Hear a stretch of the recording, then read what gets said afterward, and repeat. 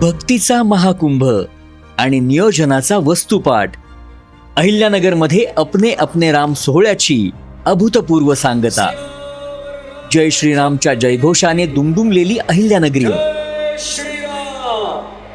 आमदार स्वर्गीय अरुणकाका जगताप यांच्या स्मृतींना अभिवादन करण्यासाठी अवघं नगर राष्ट्रीय पाठशाळेच्या मैदानावर एकवटलेलं पाहायला मिळालं. निमित्त होतं प्रख्यात वक्ते डॉक्टर कुमार विश्वास यांच्या अपने अपने राम या भव्य रामकथेचं.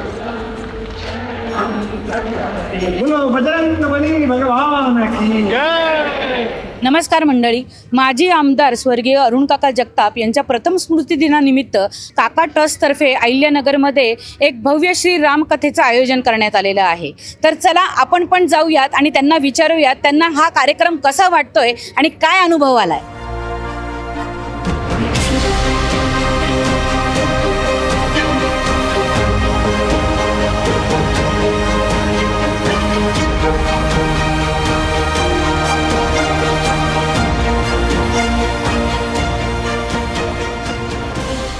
सगळ्यात आधी मी संग्राम भाईंचा खूप खूप धन्यवाद अदा करतो की एवढं भव्य आणि दिव्य आयोजन त्यांनी आपल्या अहिल्यानगरमध्ये केलं. आम्ही खूप वर्षापासून वाट पाहत होतो की हा कार्यक्रम नगरमध्ये व्हावा आणि कुमारजी विश्वास हे आमचे खरंच प्रेरणासूत्र आहे.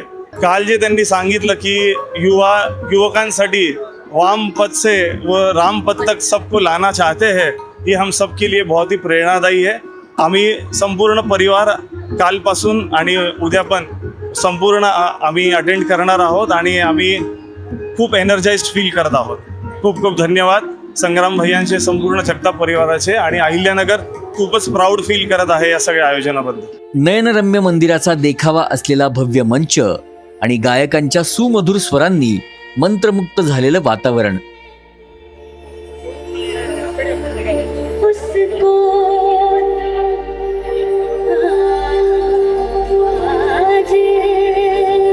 पण या सोहळ्याचं खरं वैशिष्ट्य आहे ते म्हणजे काका ट्रस्टचं वर्ल्ड क्लास नियोजन. केवळ गर्दी नाही तर इथे होती श्रद्धेला दिलेली सन्मानाची जोड.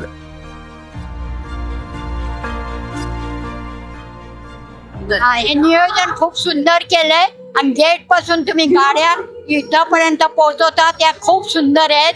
आमच्यासारख्या अशा लोकांना चालवत नाही आम्ही शक्यतो, आणि रिक्षानी किंवा गाडीनीच आम्ही प्रवास करतो.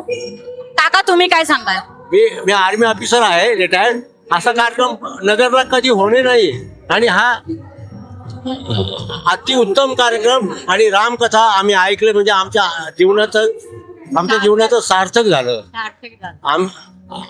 माननीय कुमार विश्वास सरांचा कार्यक्रम, साहेब महाराजांचा अप्रतिम, आणि पुन्हा हा कार्यक्रम आमच्या आयुष्यामध्ये आम्हाला मिळणार नाही इतका अप्रतिम कार्यक्रम. मी भारतात नाही पूर्ण देशात फिरून आलेलो आहे, पण जो आज इथं रामकथेचा प्रोग्राम स्वर्गीय अरुणकाका जगताप यांच्या स्मरणार्थ यांनी आयोजित केला आहे जगताप फॅमिलीनी, अतिसुंदर आणि खूप छान असा प्रोग्राम आहे. आणि नगरवासियांना, अहिल्यावासियांना हा पहिल्यांदाच अनुभव लाभला आहे आणि स्वामीजींचे दर्शन झाले आहे. लोकांची प्रचंड उपस्थिती असून सुद्धा मैदानावर दिसलेली शिस्त आणि स्वच्छता पाहून प्रत्येक नगरकर थक्क झाला. आज जे त्यांनी आयोजन केलेलं आहे ते नगरमध्ये सगळे जण कौतुक करतायत की अप्रतिम कार्यक्रम, सगळं नियोजन शिस्तबद्ध झालेलं आहे आणि कुठेही गडबड नाही, गोंधळ नाही, आणि जेवण तर अप्रतिम दिलंय. आज या ठिकाणी संग्राम भाई असतील, सर्व आमच्या बरोबर जगताप कुटुंब असेल किंवा जे काम करणारे आमचे सगळे काका ट्रस्टचे जे सर्व पदाधिकारी असतील, हे सगळ्यांनी खूप कष्ट रात्रंदिवस घेतले. त्यात राजेश भंडारे असतील, विकी जगताप असतील, अजित जगताप असतील, गणेश गोंडाळ असतील, शशी घिगे असतील व इतर सर्वच म्हणजे जी टीम आहेत सगळ्या तिथं पूर्ण सगळे ॲडव्हर्टायझिंग करण्यापासून तर या ठिकाणी मांडव लावण्यापासून तर पूर्ण व्यवस्थित सगळ्यांचं जेवणाचं वगैरे व्यवस्था करण्यापासून सगळ्या लोकांनी खूप चांगली एक व्यवस्था केलेली आहे. काका काय म्हणायचे, जे कायकडे महाराजांचं वाक्य होतं की माणसांमध्ये देव पहा आणि देवाला ते देव म्हणून वागा, म्हणजे माणुसकी प्रथमतः आमच्याकडे आहे. आणि दोस्ती यारीमध्ये आम्ही माणुसकी सगळ्याला प्राधान्य दिलं होतं काकांनी. तोच वारसा संग्राम भाई पुढे जोपासत आहेत. त्याच वारशाने आम्ही आता पुढचं वाटचाल चालू आहे. की काकांना कोणत्या पद्धतीने कशा पद्धतीने आवडत होतं त्या पद्धतीने ह्या कार्यक्रमाचं आयोजन काका ट्रस्टच्या पूर्ण टीमनी केलेलं आहे. त्या ठिकाणी नगरकरांनी पूर्णपणे, मला असं वाटतं आपण बघितलं असेल तर या ठिकाणी गर्दी अशी प्रेम करणारे पण आहेत आणि ज्यांना काकांचं अजून पण महत्त्व जाणतं आहे की काका आहेत आपल्यात असं ह्या ठिकाणी जाणवतं. आणि हे सगळे प्रेमाखातीर, काकांच्या प्रेमाखातीर ह्या ठिकाणी हे गर्दी, हे समूह या ठिकाणी रामकथेसाठी आलेला आहेत. जेव्हा डॉक्टर कुमार विश्वास यांच्या शब्दातून रामकथा वाहू लागली तेव्हा काळ वेळ सारं काही थांबलं. प्रभू रामचंद्रांचे आदर्श आणि त्यांचे जीवन तत्वज्ञान उलगडताना उपस्थित भाविक भक्तीत पूर्णपणे नाहून निघाले होते. एक तो मैं बहुत बहुत ज़्यादा शुक्रगुजार करना चाहती हूँ कि संग्राम भैया ने हमको ये मौका दिया कि हम कुमार विश्वास को सुन पा रहे हैं यहाँ पर. हमेशा हर प्रोग्राम हमने लाइव उनका सुनने की कोशिश की है जब भी टीवी पर होता रहा. एंड इससे अच्छा कोई मौका नहीं हो सकता था कि आज हम उनके समक्ष उनका सब कुछ सुन पा रहे हैं फिर से. राम जी के बारे में जो भी उनका कहा गया है वो सब कुछ हम अपने जीवन में लाना चाहते हैं और करते भी है कोशिश कि हम ला पाए. और जब भी वो युवा के बारे में कहते हैं कि युवा ने इस तरीके से जो राम पथ के ऊपर चलना शुरू किया है तो सच में खुशी होती है.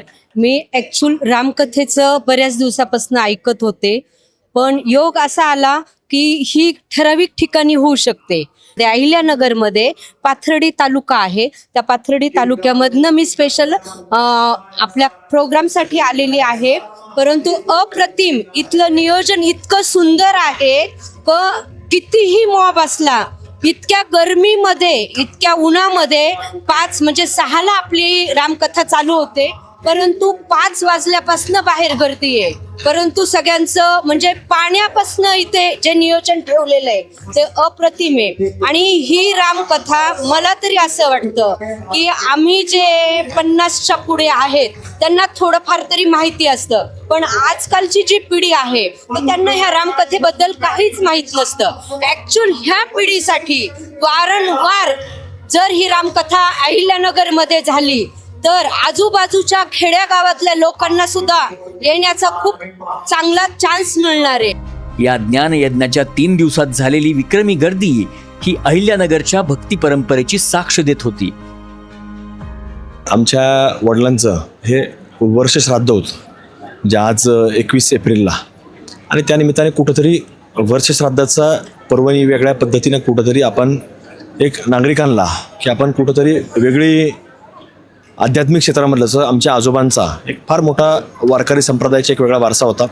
त्यांनी 50 वर्षापेक्षा अधिक काळ स्वतः पंढरपूरची पायी वारी केली. काही काळ आमच्या वडिलांनी केली, आमच्या मोठ्या भावांनी केलेली आहे, ते आजही करतात.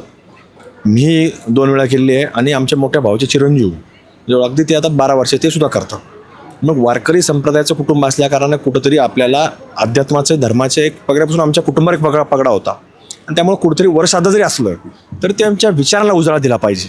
आणि म्हणून कुठंतरी काय करावं तर याच्यामधनं कुठंतरी आमच्या वडिलांनी एकदा त्यांच्या मित्रमंडळींशी बोलत असताना एकदा इच्छा व्यक्त केली होती की कधीतरी आपण डॉक्टर कुमार विश्वास यांचं आपने राम हा एक वेगळा कार्यक्रम आपण आणू, अहिल्यानगरच्या भूमीत त्यांना आपण आणू, अशी एक इच्छा त्यांनी व्यक्त केली होती. म्हणून कुठंतरी आज प्रथम वर्षाच्या निमित्तानं कुठेतरी हा कार्यक्रम आज अहिल्यानगरवासियांनी त्याचा अनुभव घेतला आणि अत्यंत मोठ्या प्रमाणामध्ये सगळ्या अहिल्यानगरवासियांनी त्याला प्रतिसाद दिला आहे. तर मी सर्वच अहिल्यानगरवासियांचे आभार देखील व्यक्त करतो.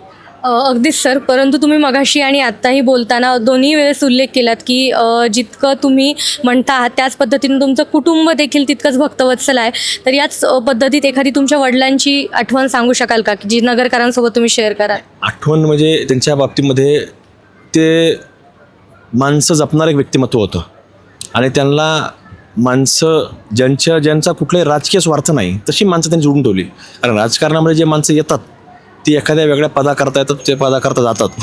त्यामुळे त्यांच्याकडे तसा संग्रह नव्हता की राजकीय लोकांचा संग्रह नव्हता आणि मग ते नेहमी माझ्या तो विचार एक स्मरणात राहतो. स्वर्गीय अरुण काका जगताप यांच्या विचारांची ही शिदोरी नगरकरांनी अक्षरशः डोक्यावर घेतली होती. अतिथी देवो भव या भावनेतून सुरू असलेला हा महाप्रसाद सोहळ्याची रंगत अधिकच वाढवत होता. 3 दिवसांच्या या अद्भुत आध्यात्मिक अनुभूतीनंतर अत्यंत भक्तिमय वातावरणात या सोहळ्याची सांगता झाली. अहिल्यानगरच्या इतिहासात सुवर्ण अक्षरांनी कोरला जाणारा हा सोहळा आणि काका ट्रस्टचं नियोजन वर्षानुवर्ष लक्षात राहील. अहिल्यानगरच्या वैभवात भर घालणारा आणि नगरकरांच्या चिरकाळ लक्षात राहणारा हा कार्यक्रम तुम्ही पाहिलात का? आम्हाला कमेंट बॉक्समध्ये नक्की सांगा आणि अशाच महत्त्वपूर्ण व्हिडिओसाठी आमच्या चॅनलला फॉलो करायला विसरू नका.